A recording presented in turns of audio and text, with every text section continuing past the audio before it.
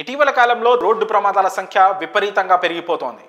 డ్రైవర్లు చేసే నిర్లక్ష్యం వల్ల ఎంతో మంది అమాయకుల ప్రాణాలు గాల్లో కలిసిపోతున్నాయి. అతివేగం, అనుభవ రాహిత్యం, మద్యం సేవించి వాహనాలు నడపడం వల్ల ఇలాంటి ప్రమాదాలు జరుగుతున్నాయని పోలీసులు అంటున్నారు. రోడ్డు భద్రతా చర్యలు ఎంత కఠినతరం చేస్తున్నా ప్రమాదాలను మాత్రం అరికట్టలేకపోతున్నారు.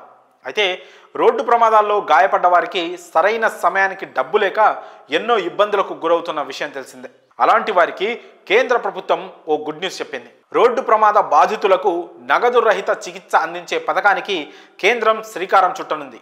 భారత ప్రభుత్వం మార్చి నాటికి దేశవ్యాప్తంగా ఈ పథకాన్ని ప్రారంభించనున్నట్లు కేంద్ర మంత్రి నితిన్ గడ్కరీ ప్రకటించారు. ఈ పథకం కింద ప్రమాదం జరిగిన 7 రోజుల పాటు బాధితులు 1.5 లక్షల వరకు వైద్య చికిత్సకు అర్హులవుతారు. అన్ని రకాల రోడ్లపై మోటారు వాహనాల వల్ల జరిగే ప్రమాదాలను ఈ పథకం కవర్ చేస్తుంది. పోలీసులు, ఆసుపత్రులు, రాష్ట్ర ఆరోగ్య సంస్థలతో ప్రోగ్రాం అమలును నేషనల్ హెల్త్ అథారిటీ పర్యవేక్షిస్తోంది. ఇది రోడ్డు రవాణా, రహదారుల మంత్రిత్వ శాఖకు చెందిన ఈ డీటెయిల్డ్ యాక్సిడెంట్ రిపోర్ట్ అప్లికేషన్ను NHAకు చెందిన ట్రాన్సాక్షన్ మేనేజ్మెంట్ సిస్టంతో అనుసంధానించే ఐటీ ప్లాట్ఫామ్ ద్వారా పనిచేస్తుంది. ఢిల్లీలోని భారత్ మండపంలో అన్ని రాష్ట్రాలు, కేంద్రపాలిత ప్రాంతాలకు చెందిన రవాణా శాఖ మంత్రులతో జరిగిన సమావేశంలో ఈ విషయాన్ని వెల్లడించారు కేంద్ర మంత్రి Nitin Gadkari. Hit and run ప్రమాదాల బాధితులకు, వారి కుటుంబాలకు 2 లక్షల ఎక్స్గ్రేసియా చెల్లించనున్నారు.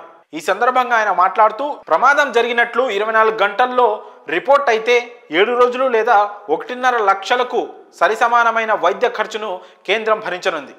హిట్ అండ్ రన్ కేసుల కోసం మృతుని కుటుంబానికి 2 లక్షలు అందజేస్తామని నితిన్ గడ్కరీ తెలిపారు. దేశవ్యాప్తంగా ఈ పథకం అమల్లోకి వస్తే గోల్డెన్ అవర్లో ట్రీట్మెంట్ అందించడం ద్వారా 50,000 ప్రాణాలను కాపాడేందుకు అవకాశం ఉంటుందని మేము నమ్ముతున్నామని ఆయన అన్నారు. అయితే ఇప్పటికే అస్సాం, చండీగఢ్, పంజాబ్, ఉత్తరాఖండ్, పుదుచ్చేరి, హర్యానా వంటి రాష్ట్రాల్లో పైలట్ ప్రాజెక్టుగా అమలవుతున్న ఈ పథకం నుంచి ఇప్పటి వరకు 6,840 మంది ప్రయోజనం పొందారని గడ్కరీ చెప్పారు. 2024 మార్చి 14న చండీగఢ్లో పైలట్ ప్రాజెక్టుగా ఇది ప్రారంభమైంది. అయితే ఈ పథకం లక్ష్యం ప్రమాదం జరిగిన తర్వాత బాధితులు, వారి కుటుంబ సభ్యులు ఆర్థికంగా ఇబ్బందులను తొలగించి సకాలంలో వైద్య సంరక్షణ అందించడమే. మరి ఈ పథకంపై మీ అభిప్రాయాలను కామెంట్స్ రూపంలో తెలియజేయండి.